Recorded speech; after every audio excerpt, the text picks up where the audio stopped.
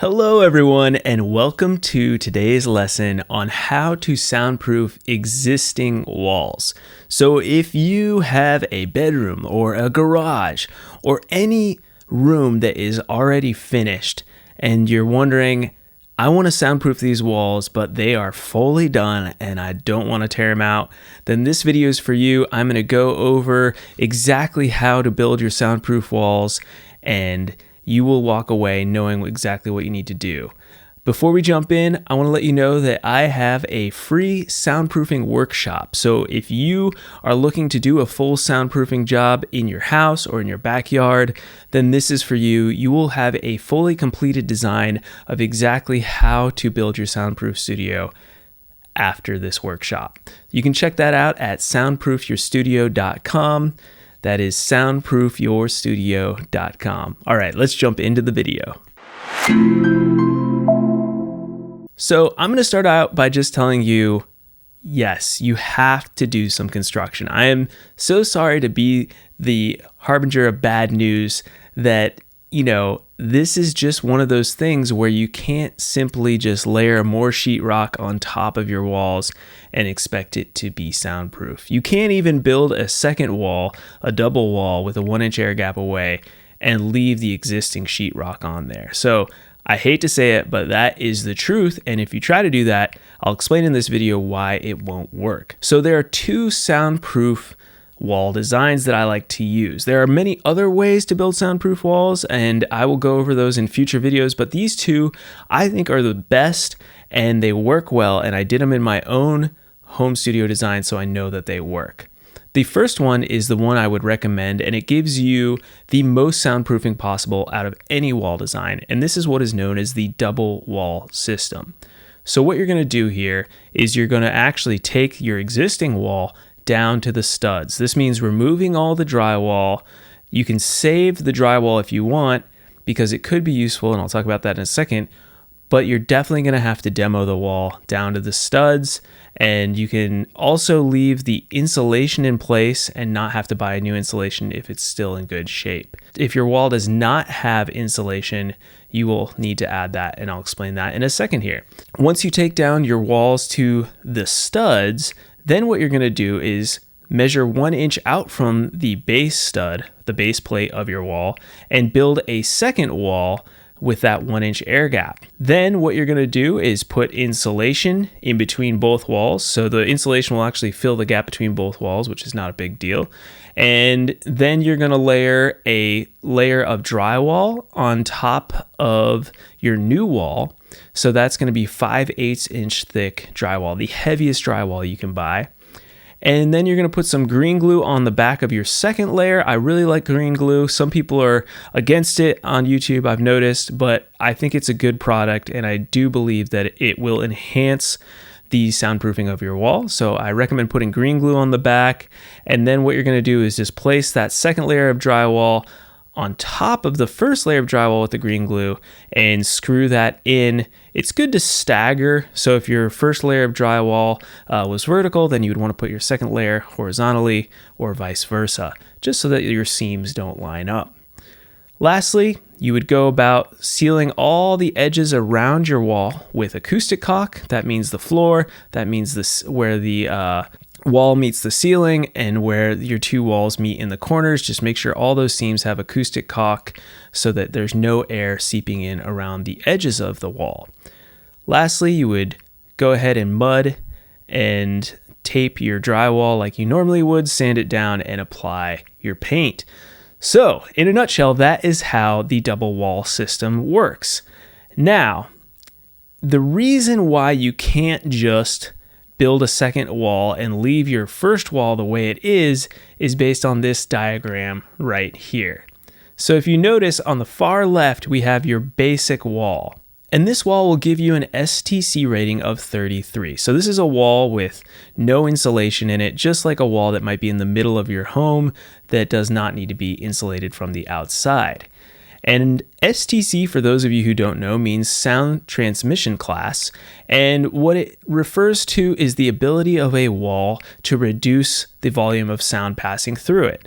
So an STC of 33 is not very good. For soundproofing and for recording studios, we want it to be at least 50 or above, and I prefer something in the 55 range if we can achieve that. So let's look at the next wall. If you add insulation, you get an STC of 36. A little bit better, not great, but still better than it was before. If you had two adjacent walls, now this is the one that's perplexing. If you had two adjacent walls, let's say you kept your initial wall with insulation in it, and you built a second wall with the 1-inch air gap, and you put drywall on the inside and drywall on the outside, and you're like, awesome, I got two walls. You have an STC of only 40.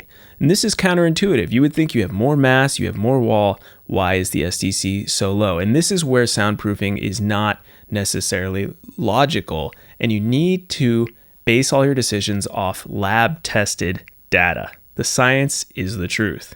All right, let's keep going over here. If you were to remove one interior layer of drywall, then you would get an STC of 50, which is better, but not as good as it could be. If you move over, and you can see if you take both of the interior layers of drywall out, you get an STC of 57, which is awesome. This is much better. Now, if you put two layers of drywall on the outside of your walls, then you get the best option, which is STC 63, which is perfect for a recording studio and is what I would recommend doing. Now, it is important to notice that in your studio, the outside wall may be to the outside of your house. So in that case, it could be brick or siding. So you kind of have to deal with whatever that is. You might not be able to get two layers of drywall. One thing around that is that if you save some of the drywall from your initial demoing, you can put that up against the inside of your outside wall to add mass in between the bays of your wall. So that's a little trick that will actually help with beefing up that outside wall, if the outside wall is not the interior of your home. All right, that was a lot. There's one other wall design that I want to talk about that it's an option for you.